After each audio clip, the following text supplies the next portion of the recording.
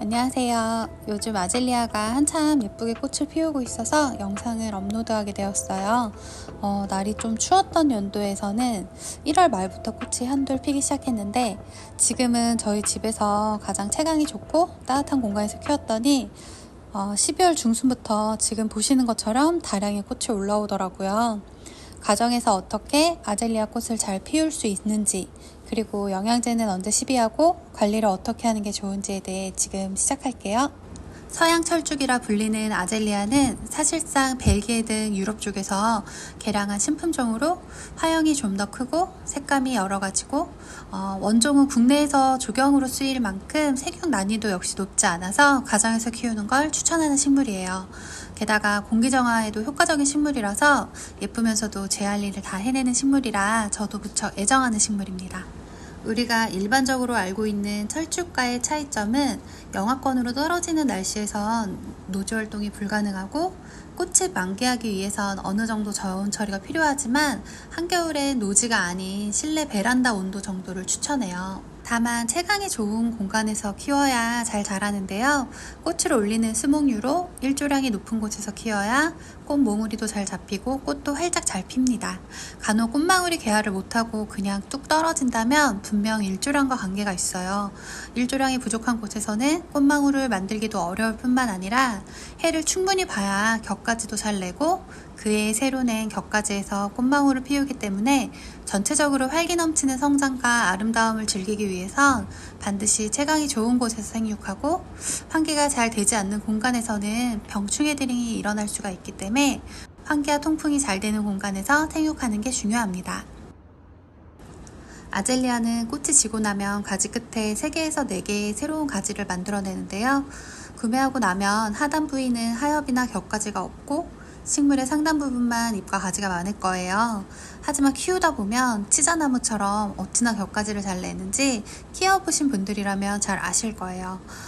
위쪽 겹가지를 잘 내고 하단이나 잎사귀 안쪽이 아닌 화분 상단 쪽에 꽃을 잘 피우게 하려면 목대와 가까운 식물 하단이나 안쪽의 겹가지는 그때그때 제거해 주시는 게 좋아요. 꽃눈은 가을에 눈에 보일 정도의 크기가 되고 겨울을 보내면서 꽃망울이 성숙해집니다. 그리고 겨울이 가고 날이 풀리기도 전에 봄이 다가오는 신호로 꽃이 하나둘씩 피기 시작하고 초봄엔 꽃 몽우리들이 활짝 만개하고 4월 말경부터는 잎사귀만 났습니다. 일정 시기에 다발성으로 꽃을 올리기 때문에 먼저 핀 꽃은 전지가위로 제거를 해야 새로운 몽우리도 잘 개화하는데요. 여기서부터 집중하셔야 돼요. 꽃이 지고 난 자리에 씨방이 이렇게 남아요. 씨방을 제거하지 않고 두면 아젤리아는 씨방 속에서 씨앗을 키우는데 양분을 보내고 이듬해 꽃 생성에 소홀히 진다고 합니다. 그래서 반드시 꽃이 지고 나면 그 자리에 있는 씨방을 꼭 제거해 주세요. 그리고 중요한 또 한 가지가 있는데요. 이듬해 꽃을 피울 때는 새로 난 겹가지에서 꽃방울이 맺기 때문에 늦어도 7월 초엔 전체적으로 가지치기를 짧게 해주셔야 합니다. 7월에서 8월 잘려나간 가지 끝에 해를 충분히 보여줘야 되는 걸 잊지 마시고요. 특히나 꽃이 진 가지는 반드시 전정을 해주셔야 돼요. 저는 씨방을 제거할 겸 꽃이 지는 그때마다 성실하게 잘라주었고 꽃이 여러 개 달려있는 가지에는 그 부위만 잘라줬습니다. 마지막으로 정리를 하자면 지는 꽃은 그때마다 씨방까지 모두 제거해 주시고요. 꽃이 전부 지고 나면 초여름에는 가지치기를 짧게 완료하기, 그리고 7월에서 8월 사이 잘려나간 가지 끝에 해를 충분히 보여주기, 그리고 한 가지 팁을 더 드리면 겨울이 오는 소식이 들릴 때 겨울에 평소 키우는 환경보다 조금 기온이 낮은 곳에서 생육하는 저온 처리를 한다면 이듬해 더 많은 꽃을 피우기도 합니다. 아젤리아는 고온다습한 환경을 좋아해서 물을 놓치지 않도록 주의하고 특히나 꽃눈이 달린 후에는 물마름이 없도록 주의해주세요. 물이 부족하면 꽃망울 낙내가 유발하니까 반드시 물주기 기한을 지켜주시고요. 수목류는 겨울철 물주기 기한이 길어질 때 간혹 뿌리건조증이 발생하기도 해요. 이를 예방하기 좋은 방법은 공중분무입니다. 고온다습한 환경을 좋아하는 식물답게 겨울뿐 아니라 평소에도 공중분무를 해주면 건강하게 잘 자라는 데 도움이 되는데요. 다만 꽃망울이 달려있을 때 꽃 얼굴에 물이 흠뻑 젖도록 물 주는 방법은 금지예요. 화형이 흐트러지지 않도록 꽃 얼굴에 물이 닿지 않도록 주의해주세요. 농장에서 출하된 초기에는 일면 밭흙이라고 하는 딱딱하고 윤기 없는 흙에 심겨 있는 게 대다수예요. 그 이유는 수목은 분지력이 중요하기 때문에 흔들림 없이 잘 생육해야 출하할 수 있기 때문인데요. 대다수가 꽃망울이 달린 차로 입양하기 때문에 분갈이 할 때 너무 뿌리를 정리한다던가 흙을 너무 털어내서 새 흙으로 적응시키는 건 꽃망울 낙내 위험이 있으니 기존의 흙을 활용해서 분갈이하는 거를 잊지 마시고요. 추후에 분갈이 할 때는 일반 배양토 그리고 펄라이트 등을 믹스해서 사용해 주시는 게 좋고 훈탄이나 부엽토를 사용하는 것도 좋아요. 그리고 치자나무처럼 호우산 성식물로 마사토를 사용하는 것도 괜찮습니다. 꽃망울을 갖고 있을 때는 영양제를 시비하기보다는 앰플이나 액체 비료를 섞은 영양제 물을 분무하는 연면 시비가 좋고요.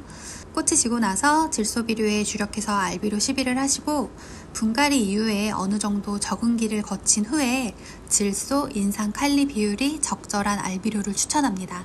그리고 우리가 잊기 쉬운 미량요소를 보충할 수 있는 미량요소 복합비료도 하나 준비하고 계시다면 더할 것 없이 좋을 것 같아요. 그리고 해양성 기후 식물인 걸 잊지 마시고 평소에도 분무기에 물 조금 타신 다음에 액체 비료 비율에 맞게 희석하고 공중습도를 좀 높여주는 걸 좋아하니까 잊지 마세요. 저희 채널에 영양제 관련 영상 따로 올려둔 거 댓글에 링크 걸어둘게요. 식물별, 계절별 영양제의 종류와 시비하는 법 참고하시면 많이 도움이 되실 거예요. 이 밖에 주의할 점에 대해 좀 정리해봤는데요. 봄이나 한여름 등의 공기가 무거운 따뜻한 계절에는 환기가 되지 않으면 병충해가 생길 수 있으니 환기와 통풍에 늘 신경 써주시고 병해가 잘 생기는 계절에는 미리 예방차 병충해 스프레이를 도포해 주시는 것도 아주 좋은 습관입니다. 그리고 아까 말했듯 새로 난 격가지에서 이듬해 새 꽃을 피우기 때문에 수영을 가다듬으며 너무 얇은 격가지는 쳐내주시는 게 좋아요. 전정을 하는 게 식물을 아프게 한다고 오해하는 초보 가드너 분들도 많으실 텐데요. 사실 휴지기에 푹 쉬기 위해선 적은 가지와 잎사귀로 충분히 휴식하고 이듬해 피어낼 꽃망울을 만들기 위해서 충분한 에너지를 쏟으려면 적절한 가지치기가 되려 식물을 힘들지 않게 키운다는 점 반드시 아셨으면 좋겠어요.